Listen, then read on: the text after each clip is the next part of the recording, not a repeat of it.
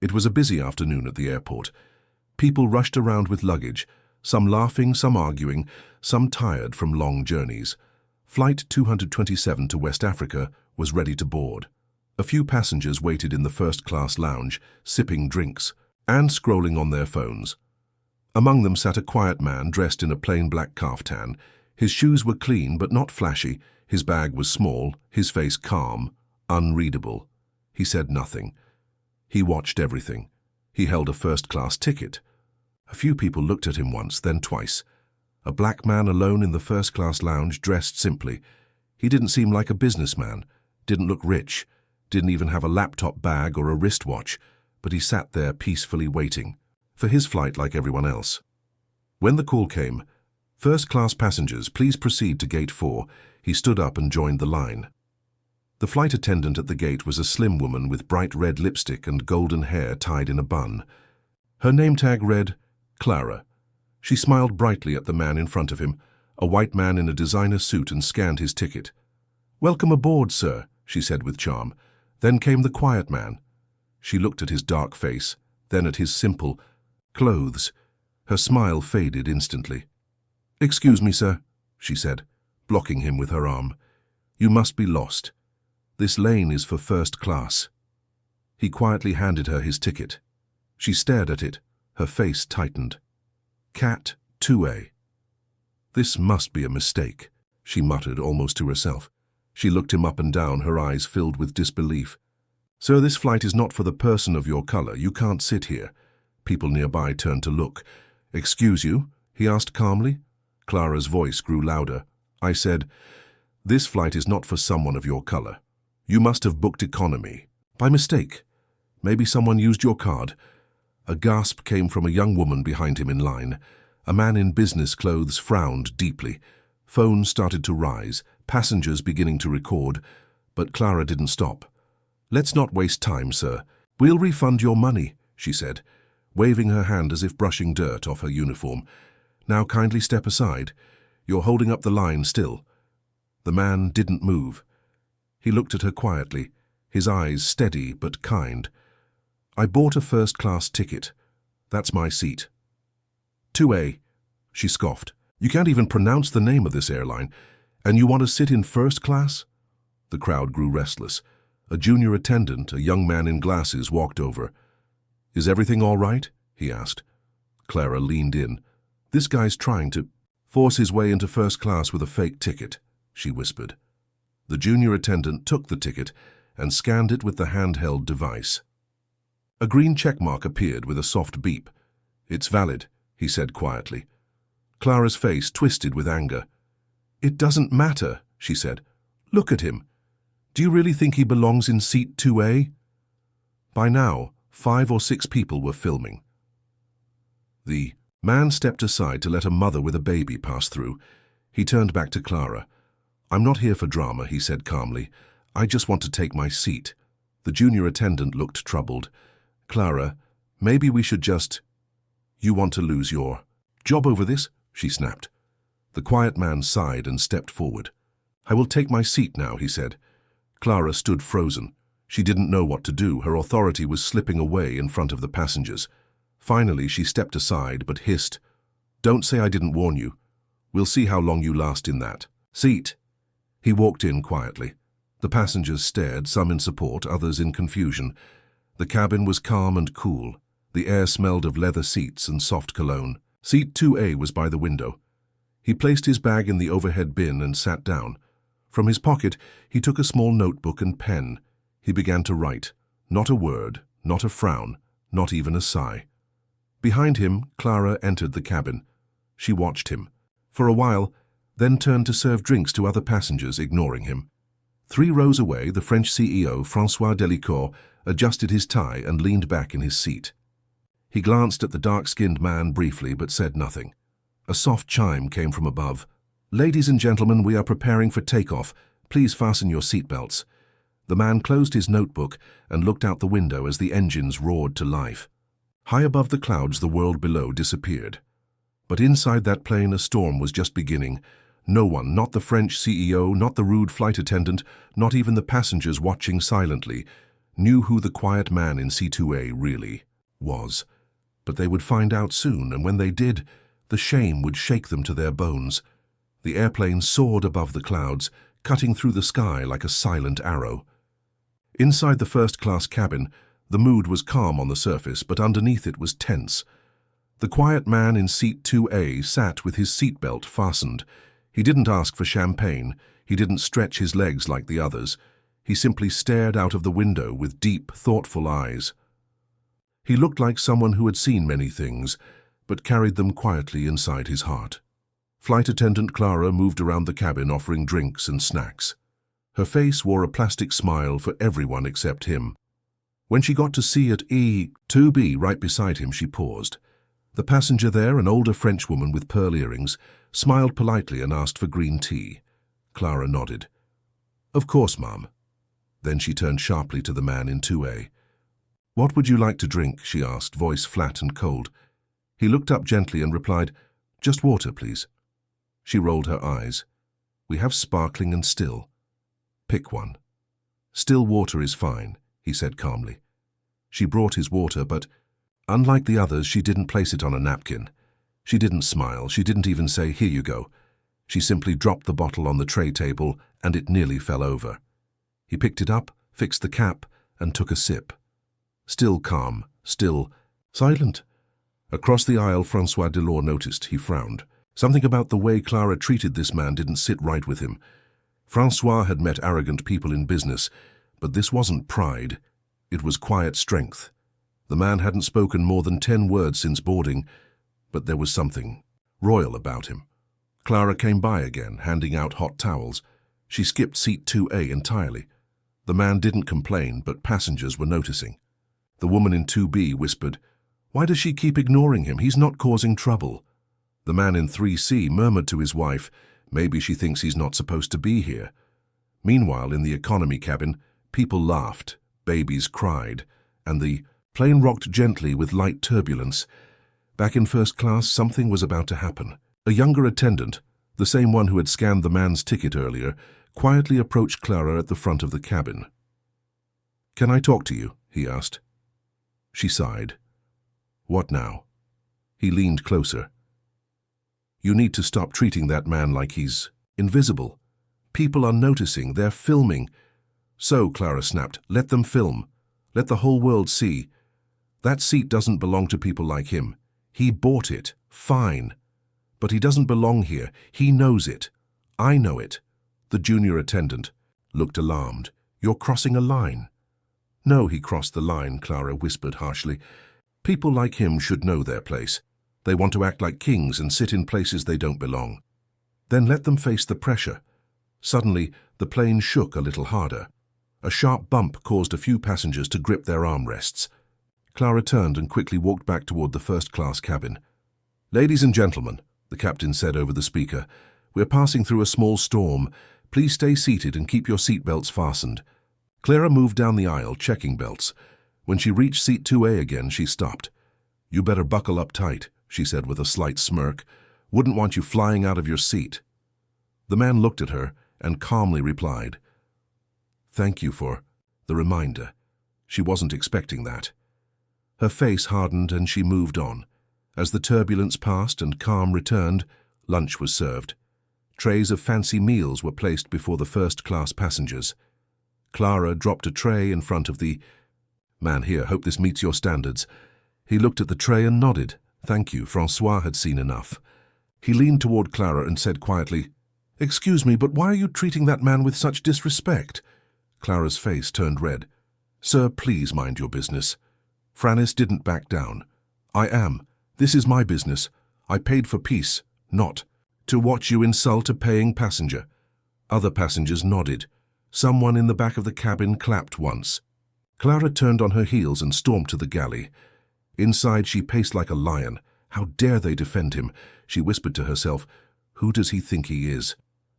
In seat 2A, the quiet man closed his eyes and breathed slowly. He was used to storms, both in the sky and on the ground. But this storm had a different weight. This was not just about color. It was about dignity, about silence being tested, about patience under fire. He reached into his coat pocket and touched a small folded piece of cloth. It was the national emblem of his country. He didn't wear it today, he didn't need to, it was in his heart. Suddenly there was a call on the intercom. Cabin crew, prepare for arrival, 30 minutes to landing. The passengers sat up straighter. Trays were cleared, bags were zipped, but tension remained in the air. Clara returned to first class one last time before descent. She stood near 2A, arms folded, staring at him. "I hope next time you choose the right cabin," she said coldly. "You're lucky we didn't throw you out before takeoff." He looked up. His voice was steady. "Sometimes the seat we choose is not just about money, it's about what we represent. I will continue to choose this seat, not because of comfort, but because of what must change." His words echoed in Clara's ears. She didn't understand them fully, but they made her feel small. As the plane began to descend, the clouds parted, and the city lights of Ouagadougou sparkled below. Passengers prepared to exit. The man in 2A picked up his small bag, stood tall, and waited his turn. No one, not Clara, not Francois, not even the curious passengers recording, knew that when the wheels touched the runway, the quiet man would step out, not just as a passenger, but as the most powerful man on that plane. The wheels of the plane touched down with a gentle bounce. The lights inside the cabin turned on, and a voice came through the speakers.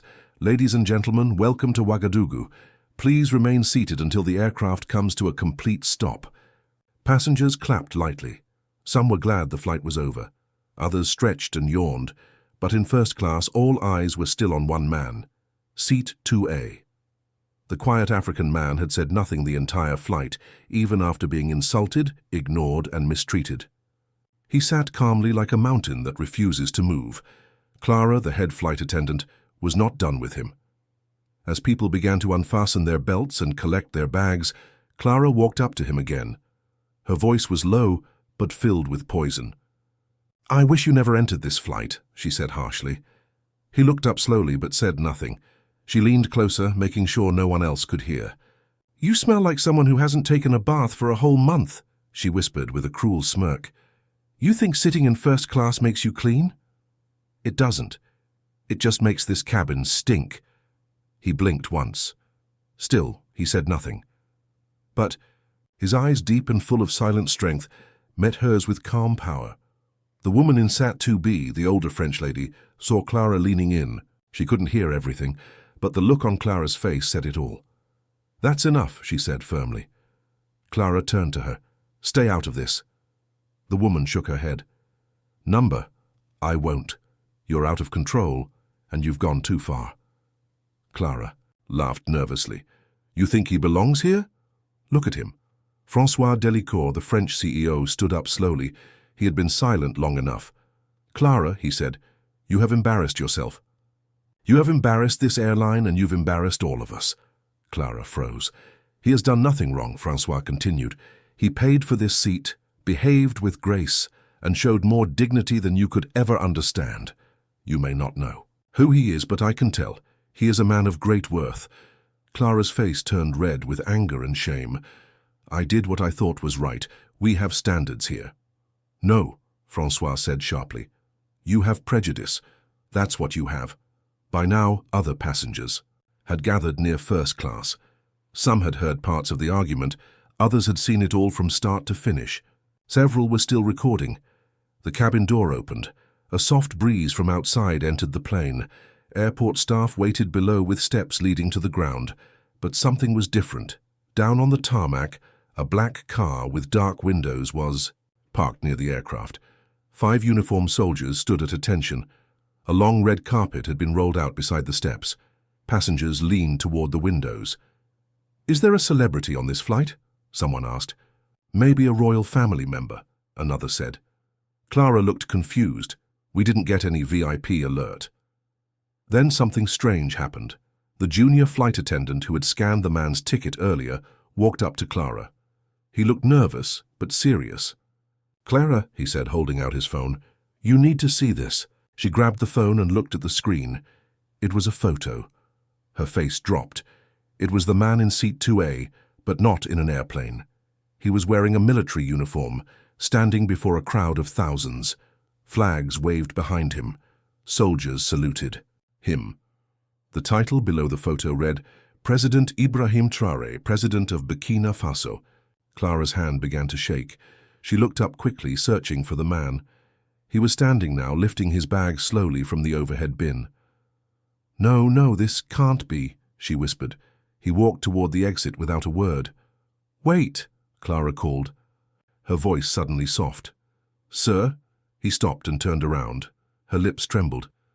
"I didn't know. I didn't mean to." President Ibrahim Traoré looked at her.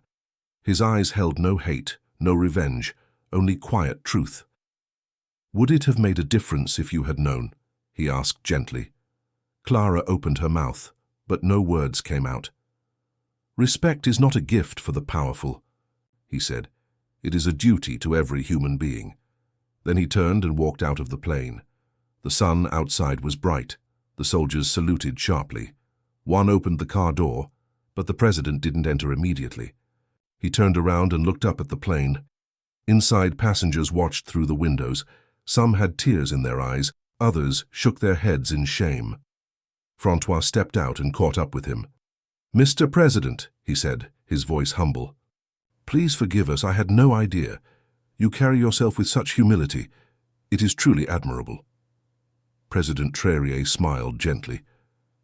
"Sometimes we must walk low to see how deep people's hearts are." They shook hands. Back inside the cabin, Clara sat in an empty seat, her face pale, her hands shaking. The junior attendant stood beside her. "You didn't just insult a president," he said softly. "You insulted all of us who look like him." The captain came out of the cockpit.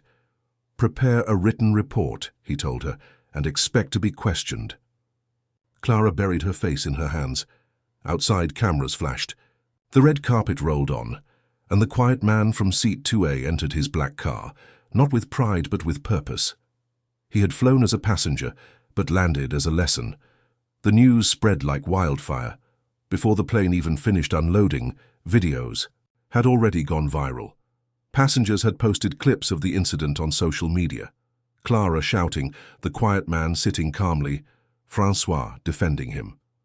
The moment the truth came out, the internet was on fire. People were angry, shocked, inspired. Many were ashamed.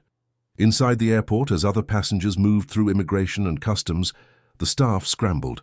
Security officers stood straight. Airport workers whispered and pointed. "Did you hear he was on our flight? President Ibrahim Traoré and Clara insulted him." Meanwhile, Clara stood in a small office near the jet bridge, her face pale, her hands cold. The airline manager paced in front of her. "Do you realize what you've done?" he snapped. "I didn't know," she whispered. "That's not the point," he said. "It's not about who he is. It's about what you said. This flight is not for the person of your color. You smell like someone who hasn't bathed in a month." She looked down, tears rolled down her cheeks. "I was just doing my job," she said weakly. "No," the manager replied firmly. "You were abusing your position, and you've done it before." Clara gasped. "What do you mean? You think we haven't gotten complaints?" "You think this is the first time?" She froze. Outside, President Ibrahim Traoré sat in his car. The airport director stood beside him, sweating, trying to explain. "Mr. President, we are deeply sorry." "If we had known," Traoré raised his hand gently. "That's the problem," he said. "You only care when you know." The director fell silent. "I flew today not to test anyone," Traoré continued. "I flew as a simple man.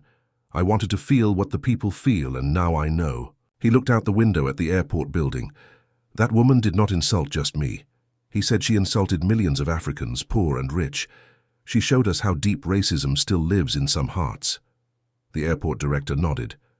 "She has been removed from duty." Traoré said nothing. His silence spoke louder than anger. A reporter rushed forward, calling out, "Mr. President, will you press charges?" He looked at her with calm eyes. "No," he said. "I don't need to jail anyone to make a point.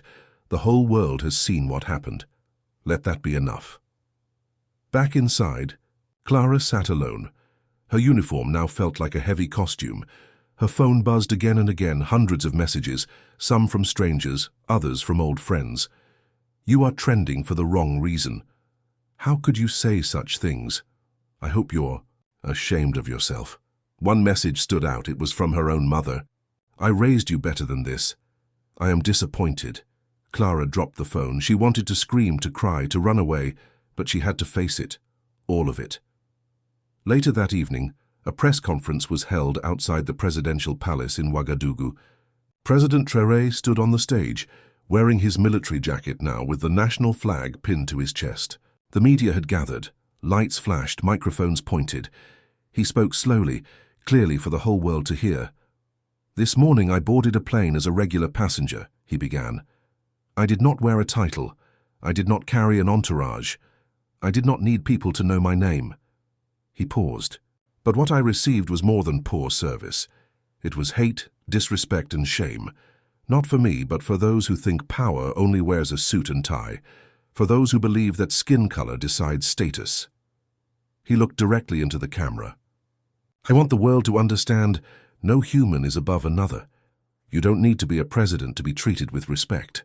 You only need to be a person. The crowd clapped. Some shouted, "Yes!" Others wiped tears from their eyes. Traoré raised his hand again. "I forgive her," he said. Gasps filled the air. "Yes, I forgive her," he repeated. "Not because I'm weak, but because the lesson has already been delivered. She has seen the consequences of her actions. Now she must choose to grow or remain small." He ended the speech with a final line. "May we never forget. True power is not in the title you carry, but in the way you treat others." The audience stood and clapped. That night, news channels across Africa and Europe replayed the story again and again.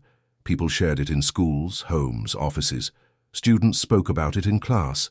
Teachers used it as a lesson. Judge no one by their appearance. Everyone deserves respect. You never know who someone truly is. Even Clara, still locked in her room, watched the speech. Her eyes red, her face tired. She couldn't sleep. She couldn't eat. The guilt was heavy. But one thing stuck in her heart. I forgive her. It broke her. She sat down and wrote a letter by hand. No cameras, no PR team, just her words. Dear President Ibrahim Traoré, I am sorry not because you are a president, but because you are a human being and I failed to treat you as one. I was blind with pride, poisoned by ignorance. You showed me the kind of strength I've never seen. You had every right to humiliate me, yet you forgave me. I will never forget this lesson, and I pray that one day I can prove I've changed. Clara, she sent the letter. She didn't know if he would ever read it, but somewhere deep inside she hoped. At the presidential palace in Burkina Faso, President Ibrahim Traoré sat in his office. The sun poured through the window behind him. A letter lay on his desk. Clara's handwritten apology. He read it again. The words were simple, honest, no excuses, just regret and a promise to grow. He folded the letter and placed it gently in a drawer. A knock came on the door. "Come in," he said. His assistant entered with a file. "Mr. President, we've received hundreds of letters, support from citizens, apology messages from airline staff, even artwork from children." "The people were touched, sir." He nodded. "I didn't plan for this to happen. I only wanted peace that day." "I know, sir, but your silence spoke louder than 1,000 speeches." President Traoré stood and walked to the window. "I've been thinking," he said. "It's not enough to forgive, we must also educate. What happened that day is not just a mistake. It's a mirror showing us what still exists in many hearts." He turned to his assistant. "Prepare a national campaign," he said. "We'll call it the Dignity Project. Let's teach respect in schools, train customer service teams, and promote kindness across all levels. Let this story be more than news, let it be change." The assistant smiled. "Yes, Mr. President." Meanwhile, in France, Clara had not returned to work. She had been suspended without pay while the airline reviewed the case, but she was not wasting time. Every day she volunteered at a local shelter for immigrants and refugees. She listened to their stories. She served them food. She cleaned bathrooms and folded bed sheets. She no longer looked at people the same way. One morning, while handing out blankets, she noticed a little African girl sitting quietly in a corner, hugging a torn teddy bear. Clara sat beside her. "What's your name?" she asked softly. The girl looked up with wide eyes. "Aminada." "That's a beautiful name," Clara said, smiling. "People at school call me dirty," Aminata whispered. Clara's heart broke. She took a deep breath. "Then they are wrong," she said. "You are not dirty. You are beautiful, just like your name." That night Clara cried again, not from shame but from realization. The damage caused by words could last years, even in small hearts. She wrote again to the President. "Dear Mr. President, I don't expect another reply, but I wanted to let you know I'm changing, not because I was caught, but because I was wrong. Every day I meet people who remind me of you, quiet, gentle, but full of worth. I see them now, truly see them. Thank you for your silence." It shouted loud enough to wake me up, Clara. Months later, President Traoré visited a university in Ghana to speak on leadership and character. Students filled the large auditorium. Cameras were set. Journalists waited with pens and microphones. He walked onto the stage, dressed in his usual simple clothes. The hall went silent. "My story is not special," he began. "Millions of people face disrespect every day simply because of how they look. Not because they've done wrong, but because someone decided they weren't good enough." He paused, looking around. "I was called dirty, told I didn't belong, laughed at, not as a president, but as a man with dark skin. And I stayed silent, not because I couldn't speak, but because I wanted to listen." The students leaned forward. "Listen," he said firmly, "to the pain of others, to your own thoughts, to the voice in your heart that tells you everyone deserves respect." He ended with a quote written behind him on the screen. "If your power makes others feel small, it is not power, it is weakness." The audience stood. Applause thundered through the hall. That same quote was later painted across the school walls, printed on shirts and shared on posters in airports around the world. If your power makes others feel small, it is not power, it is weakness. Years later, many would look back at that one flight as the day the world paused to reflect. The day a simple man in Satua taught the world about dignity. The day a proud woman broke and rebuilt her heart. The day silence roared louder than hate. And so the lesson lived on, not just in books or speeches, but in how people treated the one sitting beside them, whether in first class, economy, or on the street. Dear viewers, if you enjoyed this video, don't forget to hit the subscribe button, like, share with your friends, and turn on the post notification bell so you'll be the first to know whenever we upload a new video. Thank you for watching.